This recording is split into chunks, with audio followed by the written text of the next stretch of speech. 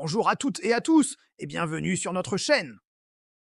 Aujourd'hui, nous plongeons au cœur de l'action avec l'épisode 4 des Frères Maudits, intitulé Le cœur du Nexus. Dans ce quatrième acte, nos héros, David et Paolo, accompagnés de la mystérieuse Astrael, se lancent dans une traversée périlleuse.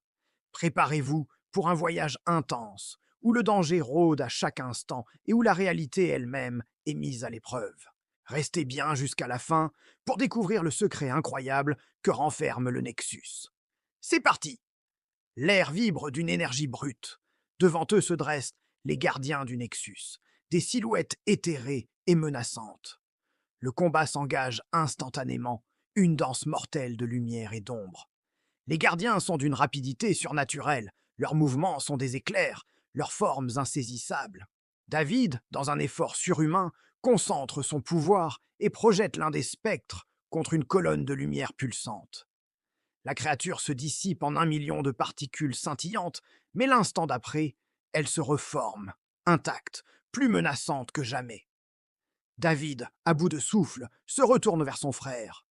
Ils sont faits d'énergie pure, on ne peut pas les détruire. Sa voix est empreinte de frustration et d'un début de désespoir. Les attaques conventionnelles, même magiques, semblent glisser sur eux comme l'eau sur une surface polie. Paolo, esquivant de justesse une lame d'énergie qui fend l'air à côté de son visage, a une soudaine prise de conscience. Il regarde les gardiens, non pas comme des ennemis à abattre, mais comme des obstacles à contourner. Alors on doit les dépasser, réplique-t-il avec force. C'est là que la vérité les frappe. Une illumination collective. Les gardiens ne sont pas là pour protéger le Nexus dans son ensemble, ce vaste océan de possibilités. Non, leur rôle est bien plus spécifique, bien plus crucial. Ils sont les ultimes sentinelles, les verrous vivants qui protègent l'accès au cœur du Nexus, le sanctuaire le plus profond et le plus puissant de cet univers. Leur but n'est pas de tuer, mais d'empêcher le passage. Cette révélation change toute leur stratégie. Il ne s'agit plus de se battre, mais de fuir intelligemment. Comprenant qu'ils doivent créer une diversion, les deux frères se font face, un regard de complicité dans les yeux. Ils connaissent leurs pouvoirs respectifs sur le bout des doigts. Leur synergie est leur plus grand atout. David canalise l'énergie brute, la force cinétique, tandis que Paolo manipule la lumière elle-même, la pliant à sa volonté. Ils unissent leurs forces, leurs mains se joignant presque dans un geste de fraternité et de puissance. Une sphère d'énergie aveuglante se forme entre eux, grandissant, crépitant, jusqu'à devenir insoutenable. Puis, d'un commun accord, ils la libèrent. L'explosion qui s'ensuit n'est pas destructrice, mais purement sensorielle. Une vague de lumière blanche submerge l'espace. Un silence assourdissant remplace le fracas du combat. Les gardiens, créatures d'énergie, sont momentanément désorientés, dissipés par cette surcharge lumineuse. C'est l'ouverture qu'ils attendaient. Par là! Crie Astrael, sa voix perçant le silence. Elle pointe du doigt un point précis devant eux. Une brèche, une faille scintillante dans la trame du Nexus s'est ouverte, un chemin impromptu né de leur chaos contrôlé. Sans une once d'hésitation, ils s'élancent. Ils plongent tête la première dans la faille, un portail vers l'inconnu. Sous leurs pieds, un couloir d'énergie pure se matérialise, un pont précaire au-dessus d'un abîme infini. Le paysage autour d'eux se tord, se distord, se transforme en un kaléidoscope de visions chaotiques. Le Nexus n'est plus un lieu stable, c'est une rivière de temps et d'espace en crue. Des tempêtes de souvenirs éclatent autour d'eux, des fragments de passé oubliés et de vies qu'ils n'ont jamais vécues. Des éclats de faux de futurs possibles leur lacèrent l'esprit et l'esprit. Des visions de mondes qui n'existent pas encore et d'autres qui ont déjà disparu. Le Nexus, dans sa sagesse cruelle, ne se contente pas de leur montrer des visions aléatoires. Il sonde leurs âmes, il cherche leurs fissures, leurs peurs les plus profondes, et les projette devant leurs yeux.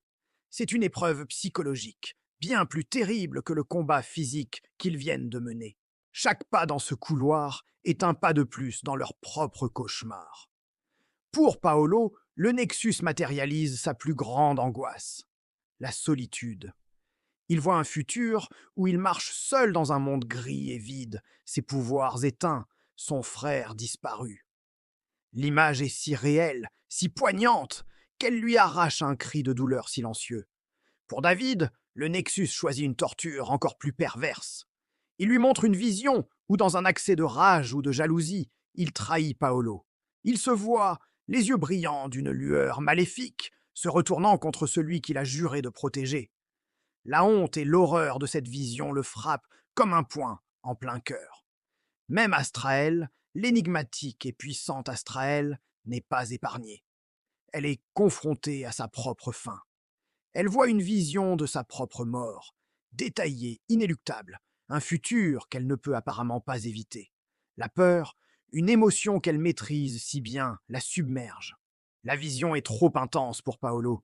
Le poids de ce futur solitaire l'écrase. Il s'arrête net, le corps secoué de tremblements incontrôlables. Il ferme les yeux, se balançant d'avant en arrière, murmurant comme une litanie pour se raccrocher à la réalité. Ce n'est pas réel, ce n'est pas réel. Sa voix est un souffle brisé au bord de la rupture. Il est en train de se perdre dans l'illusion, piégé par sa propre peur. David, malgré la vision horrible qui hante encore son esprit, sent son frère faiblir. L'instinct protecteur prend le dessus. Il se jette vers Paolo et l'attrape fermement par le bras, l'ancrant dans le présent. « Avance, Paolo, ne regarde pas !» Sa voix est un ordre, un appel au courage, un rappel de leur lien. Il le tire en avant, le forçant à détourner les yeux des mirages mentaux. Ensemble, ils courent, ils trébuchent, ils se soutiennent mutuellement, dépassant la tempête de visions qui cherche à les dévorer. Ils courent jusqu'à ce que leurs poumons brûlent, jusqu'à ce que leurs jambes crient grâce, jusqu'à ce que le tumulte des visions s'estompe derrière eux. Enfin, ils émergent du couloir d'énergie. Haletants, épuisés mentalement et physiquement, ils s'effondrent à genoux. Le silence est total. Ils relèvent lentement la tête, leurs yeux s'ajustant à la nouvelle scène. Et ce qu'ils voient les laisse sans voix. Devant eux se tient un spectacle impossible, une vision qui défie la logique, la physique et tout ce qu'ils pensaient savoir. Le véritable cœur du Nexus se révèle enfin, et sa nature est au-delà de toute imagination. Et voilà, nous laissons nos héros face à cette révélation stupéfiante. Qu'ont-ils vu? Quelle est la véritable nature du cœur du Nexus? Vous le découvrirez dans le prochain acte. Merci d'avoir regardé jusqu'au bout. Si cette histoire vous passionne autant que nous, n'oubliez pas de laisser un pouce bleu, de commenter avec vos théories, et surtout de vous abonner pour ne rien manquer de la suite des aventures des frères maudits. À très bientôt pour la suite.